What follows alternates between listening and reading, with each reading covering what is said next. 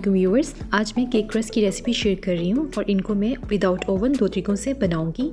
बहुत ही आसानी के साथ आप इनको अपने घर पर विदाउट ओवन बना सकते हैं। ये देखें कितनी क्रिस्पी ये बनकर तैयार हुए हैं। तो चलिए इन्हें बनाना स्टार्ट करते हैं। तो यहाँ पर हम लेंगे एक बाउल में हाफ़ कप ऑयल और इसमें ऐड करेंगे हाफ़ कप पाउडर शुगर। आप आइसिंग शुगर भी यूज़ कर सकते हैं। और अब हैंड विस्क से इसको अच्छी तरह से मिक्स करेंगे।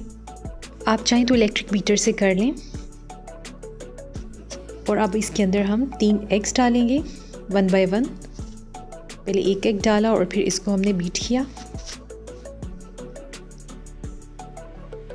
और अब दूसरा डालेंगे हम अंडा इसके अंदर और इसको बीट करेंगे।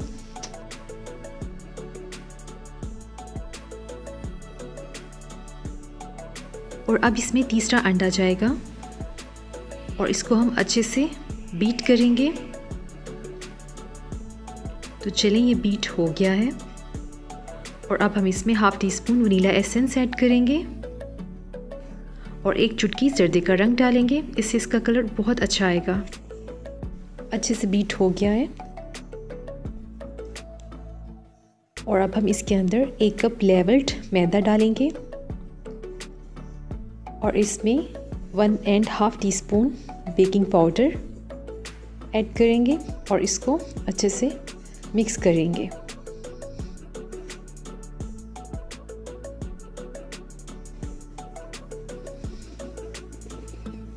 तो चलिए ये भी अच्छे से मिक्स हो गया है और अब हम मोल्ड लेंगे।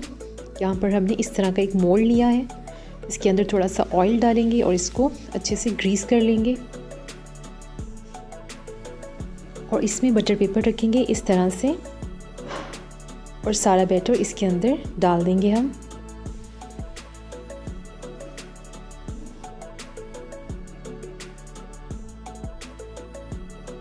बैटर डालकर अब हम इसे 2-3 बार टैप करेंगे ताकि जो एयर बबल्स हैं वो निकल जाएं।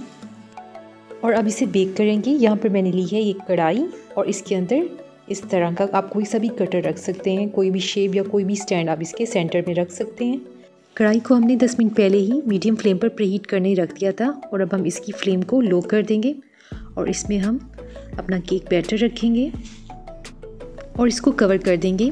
तकरीबन 35 से 40 मिनट में ये लो फ्लेम पर तैयार होगा। 30 मिनट के बाद इसका कवर उठाकर देखा है और अभी हम इसको और थोड़ा गोल्डन होने देंगे। 40 मिनट के बाद अब हम स्टिक से चेक करेंगे। बैटर नहीं आया, इट मीन्स केक रेडी है। और अब केक को ठंडा होने के लिए रखेंगे। ठंडा हो गया है और अब इसे निकालेंगे और बटर पेपर इससे रिमूव कर देंगे। और अब सबसे पहले इसके कॉर्नर्स काटेंगे। कॉर्नर्स बहुत मज़े के लगते हैं चाय के साथ।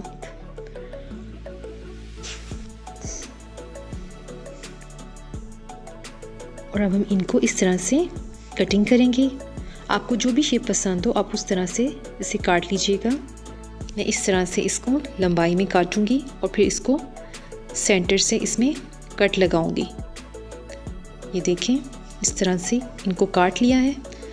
केक को इस तरह से काट लिया है और अब हम बढ़ते हैं अपने फर्स्ट मेथड की तरफ।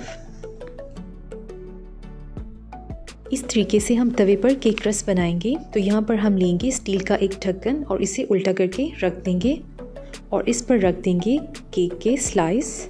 अब मैं आपको इसकी टाइमिंग बताती हूँ। तो देखिए सबसे पहले आप फ्लेम को मीडियम रखेंगे 1 मिनट के लिए, यानी दरमियानी आंच पर, और उसके बाद आप फ्लेम को लो कर देंगे। तकरीबन 20 मिनट में ये एक साइड से गोल्डन हो जाएंगे और फिर आप इनकी साइड चेंज कर देंगे और 15 मिनट में ये दूसरी साइड से गोल्डन हो जाएंगे। 20 मिनट के बाद अब हम इन्हें टर्न कर देंगे। ये देखें इस साइड से ये गोल्डन होना शुरू हो गए हैं और अब हम इनको टर्न कर देंगे और 15 मिनट के बाद ये दूसरी साइड से भी गोल्डन हो जाएंगे। बस इस बात का ख्याल रखेंगे फ्लेम बिल्कुल लो होनी चाहिए, वरना हाई फ्लेम पर ये जल भी सकते हैं।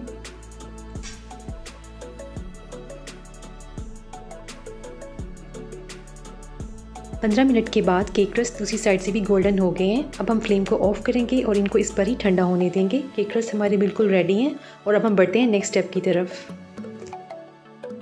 दूसरे मेथड में हमने ली है कढ़ाई और यहाँ पर एक कटर रखा है, आप कोई भी स्टैंड रख सकते हैं। और यहाँ पर हमने ली है एक बेकिंग ट्रे और इस पर हम केक स्लाइसिस को सेट करेंगे। आप बेकिंग ट्रे की जगह कोई भी स्टील या सिल्वर का ढक्कन रख सकते हैं। और यहाँ पर मैं आपको इसकी टाइमिंग बताती हूँ। टाइमिंग इसकी ये है कि आप इसको 1 मिनट के लिए मीडियम फ्लेम पर रखेंगे और इसके बाद फ्लेम को लो कर देंगे। 20 मिनट में ये एक साइड से गोल्डन हो जाएंगे और 15 मिनट के बाद ये दोनों दूसरी साइड से भी गोल्डन हो जाएंगे। टाइमिंग दोनों की सेम है, आपको जो भी मेथड आसान लगे आप उसके मुताबिक इसको तैयार कर लीजिएगा। 20 मिनट के बाद ये एक साइड से गोल्डन हो गए हैं, ये देखें एक साइड से ये गोल्डन हो गए हैं। और अब हम इनकी साइड को चेंज करेंगे और इन्हें कवर कर देंगे 15 मिनट के लिए। 15 मिनट के बाद ये केक रस बिल्कुल रेडी हो जाएंगे।